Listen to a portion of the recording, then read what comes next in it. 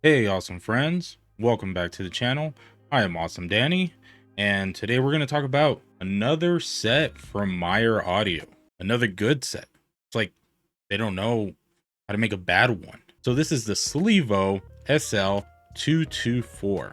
Another slap your keyboard name just to get it out the door. Let me know in the comments what you would have named this. What's some cool names? Myer-Audio did send this out for review. They didn't ask that I say anything in particular, just to give it an honest review. And they also send me some other stuff that I still haven't reviewed. I really need to get on those. So the pricing on the SL224 is $269.99. So this is a little bit more expensive than most of their sets, I think. I don't even remember what those are priced at. Other than the SLT6, this is, I think, the most expensive.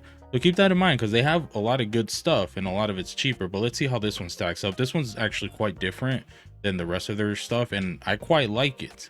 But I want to go ahead and tell you all the details and let you decide. So the name actually gives us a hint at its driver configuration. It's a tribrid and it has 2 dynamic drivers, 2 balanced armatures, and 4 microplanar drivers.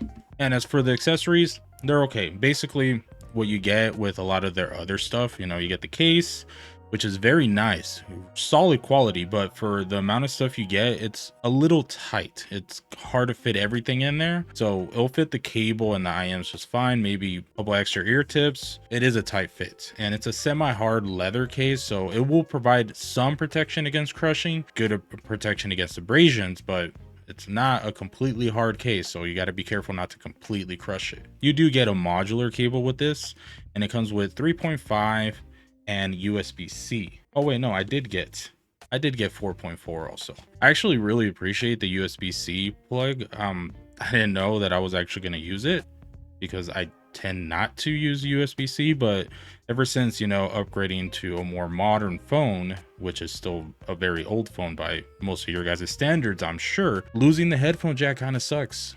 And I have to actually use dongles and actually have to use USB-C. I don't know, it's just something I have had to get used to. But overall, accessories are good quality. I really like the ear tips that the Myer does, but everything else is very usable. You don't have to replace it at all. Get everything you need within the box itself.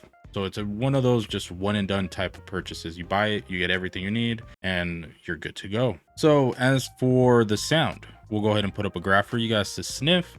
And I want to put up a comparison graph also for you guys to sniff together. Just take one whiff over here, take another whiff over there. Like, do one line and then the other. One line at a time. I don't want you guys to, overdo yourselves. I've been calling this set, which is funny, it's just I've been calling this Studio 4 Bass Edition because that's basically what it is. It's just Studio 4 with a little bit more bass extension and less roll off there. The set is very subtle. I would still consider the mid-range the focus of this set, and I do really like vocals on this set. But like I mentioned, just a subtle, more nuanced approach instead of something that's going to immediately like blow you away. Kind of have to get to know it, get to appreciate what it's actually doing. Bass is balanced. It has a more balanced presentation. It has no clear focus on the mid bass or the sub bass. The bass overall presentation is not super clean as some other stuff, like where you get that extra definement without the lingering sub bass in the background. For example, again, I'm going to be comparing this to the Studio 4 a lot. Studio 4 has that mid bass hit, that impact, but since it kind of rolls off a little bit, it keeps it cleaner where the sub bass doesn't intrude too much and come in to, overwhelm the bass presentation. This kind of toes the line there. It still keeps that sub bass going in the background and but it does taper off enough to where it's not too much. So overall, it just provides a little bit more substance. So for example, in Grills by Nelly, yeah, I know I'm dating myself here. Maybe I should change my name to Unk Danny, right? So in that song, there's 2 layers to the bass. Not clearly separated, but you can really tell on this set because it keeps it well defined, but still cohesive. So you feel both layers of the bass. You feel that in that top layer where the mid bass kind of hits, and then it has like one punch, and then it kind of tapers out, and it has a little bit of rippling on there. And then there's another sub bass layer beneath that, and It'll go back and forth, and it's very subtle. It's not super exaggerated, blatant. There's not a lot of attention brought to it. But on this set, you get both layers, and it's very enjoyable. As for the mid-range, it's balanced, very similar to Studio 4.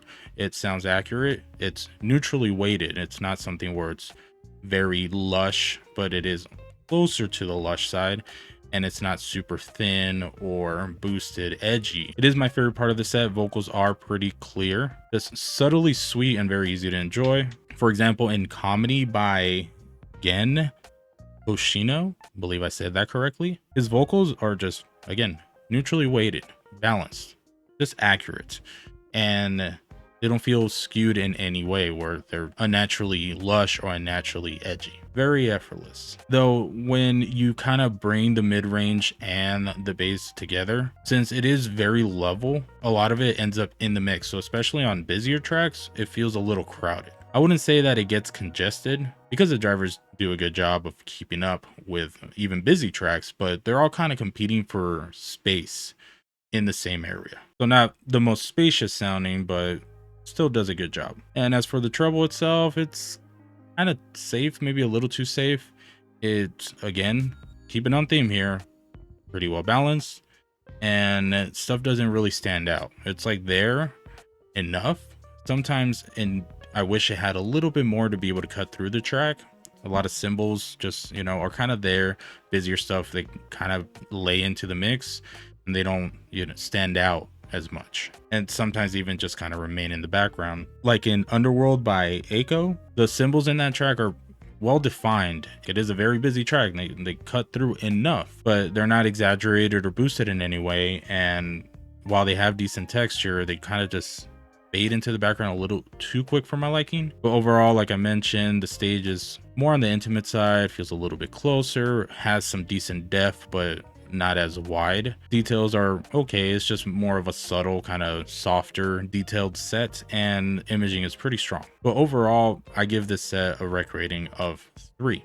It is a really pretty set. The packaging, everything that you get with the product is good. It feels like a complete product, but it's more than just the bare necessities. The sound overall is great. This is something that's versatile enough to be your main set. It might not be exciting as other stuff, but if you don't need something like that as your main set, this is very versatile, can do a lot of different genres very well. But at the same time, if you already have a collection going and you need something more of on the neutral side, nice reference set that you can, you know, chill back with, and you don't want to spend what, $150 more to get the Studio 4. I think this is probably one of the best neutral sets under the Studio 4.